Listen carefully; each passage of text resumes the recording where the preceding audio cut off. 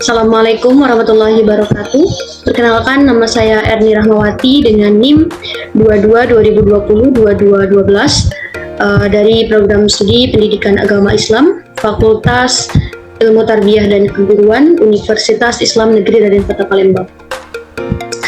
Di sini saya akan mempresentasikan proposal penelitian saya dalam mata kuliah Metodologi dan Praktik Penelitian. Adapun dosen pengampu Bapak Dr. Muhammad Isnaini, SAG MPD. Selanjutnya, izinkan saya memaparkan proposal saya yang berjudul Pelaksanaan Program Revitalisasi Pembinaan Rohani dalam upaya membangun mentalis dan karakter positif siswa di SMA Zikir Mekartijaya. Selanjutnya, latar belakang. Di sini saya mengambil 4 poin dari latar belakang. Yang pertama yaitu fenomena ideal, yang kedua fenomena faktual, yang ketiga alasan pemilihan objek penelitian, dan yang terakhir spesifikasi penelitian. Nah, adapun dari fenomena ideal ini adalah pendidikan nasional bertujuan membentuk generasi muda yang berkarakter religius dan memiliki mentalis tangguh sesuai pasal 3 Undang-Undang Nomor 20 Tahun 2003 tentang Sistem Pendidikan Nasional. Revitalisasi program pembinaan rohani diharapkan dapat mendukung tujuan ini dengan menguatkan nilai-nilai religius dan mentalis siswa. Yang kedua yaitu fenomena faktual. Menurut observasi awal saya, implementasi pembinaan rohani di SMA Zikir ini belum optimal karena sebagian siswa kurang menunjukkan sikap santun kepada guru maupun sesama. Hal itu disebabkan karena faktor lingkungan keluarga dan metode pembinaan yang kurang inovatif yang diterapkan di sekolah tersebut. Yang ketiga yaitu alasan pemilihan objek penelitian. Nah, alasan saya mengambil penelitian di sekolah ini karena di SMA Zikir Mekartijaya ini telah diterapkan atau telah menjalankan program pembinaan rohani. Akan tetapi masih banyak kendala atau masalah-masalah, salah satunya di peserta didik yang kurang menunjukkan rasa sikap santunnya, maupun ke teman ataupun ke guru. Selanjutnya yaitu spesifikasi penelitian. Nah, adapun penelitian ini bertujuan untuk mengkaji program pembinaan revitalisasi pembinaan rohani dan mengeksplorasi strategi revitalisasi yang relevan untuk membangun karakter dan mentalis siswa. Selanjutnya, rumusan masalah. Kesimpulan dari latar belakang yang sudah saya jelaskan tadi, terdapat 2 rumusan masalah. Yang pertama yaitu bagaimana pelaksanaan program pembinaan rohani di SMA Zikir Mekartijaya. Yang kedua yaitu bagaimana strategi revitalisasi pembinaan rohani yang efektif untuk membangun mentalis positif siswa di SMA Zikir Mekartijaya. Selanjutnya ada tujuan penelitian.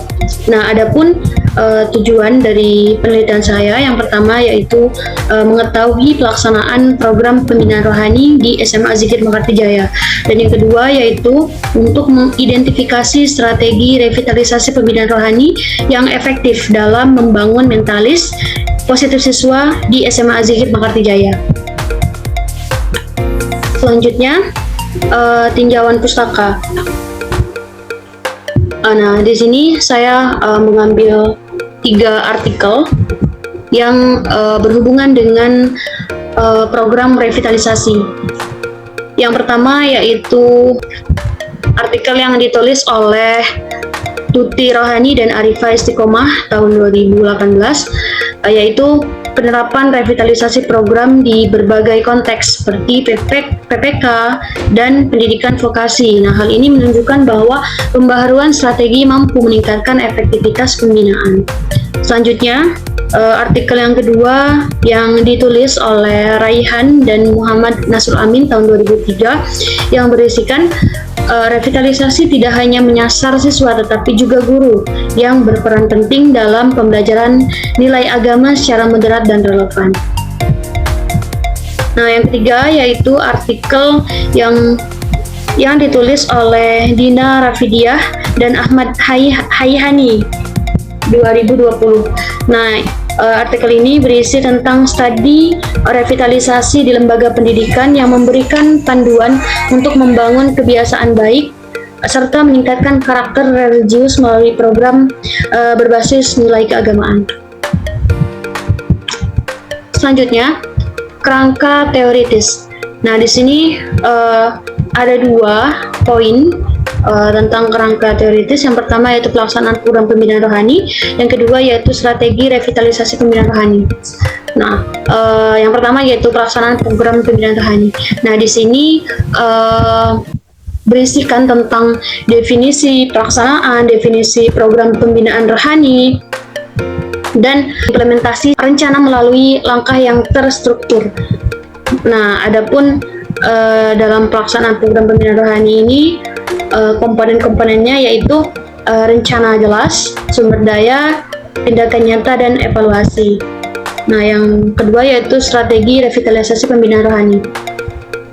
Nah, adapun di dalam poin ini berisikan tentang definisi strategi, definisi revitalisasi, dan definisi pembinaan rohani. Nah, adapun isi dari strategi revitalisasi pembinaan rohani ini adalah pembaharuan program agar relevan dengan kebutuhan zaman pada peserta didik di SMA Azikri Mekarta. Nah, adapun strategi revitalisasi pembinaan rohani ini berfokus pada metode inovatif, materi yang menarik, teknologi interaktif, dan evaluasi yang berkala. Baiklah, selanjutnya yaitu metodologi penelitian. Waktu dan tempat. Saya melakukan penelitian di SMA Azikri Mekarta dan untuk waktu saya menyesuaikan dengan jadwal narasumber. Yang kedua yaitu jenis dan desain penelitian. Penelitian yang saya ambil menggunakan metode kualitatif dengan pendekatan deskriptif. Nah, adapun tujuan metode ini adalah untuk memahami kondisi nyata pelaksanaan pembinaan rohani di SMA Azikri Mekarta. Selanjutnya, sumber data. Di sini saya mengambil sumber data primer dan sekunder. Nah, adapun isi dari primer yang pertama yaitu observasi, wawancara, dan dokumen dari kepala sekolah, guru, dan siswa. Selanjutnya sekunder yaitu yang berisi tentang literatur seperti jurnal, buku, dan penelitian yang terkait. Selanjutnya teknik pengumpulan data. Dari sini saya mengumpulkan data melalui observasi, wawancara, dokumentasi. Nah, observasi ini saya mengamati langsung kegiatan pembinaan rohani di SMA Azikri Mekarta. Yang kedua yaitu wawancara. Saya mewawancarai guru, siswa, dan kepala sekolah. Yang ketiga itu dokumentasi. Berisikan tentang data kegiatan, fasilitas, dan hasil program pembinaan rohani. Yang selanjutnya yaitu teknik analisis data. Nah, di sini ada 3 teknik analisis data. Yang pertama itu pengumpulan, yang kedua itu reduksi, dan yang ketiga itu kesimpulan. Yang pertama itu pengumpulan. Nah, saya mengumpulkan data-data dari lapangan.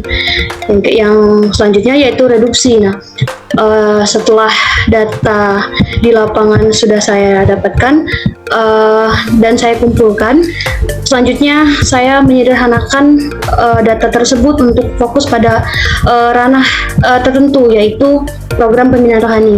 Selanjutnya kesimpulan.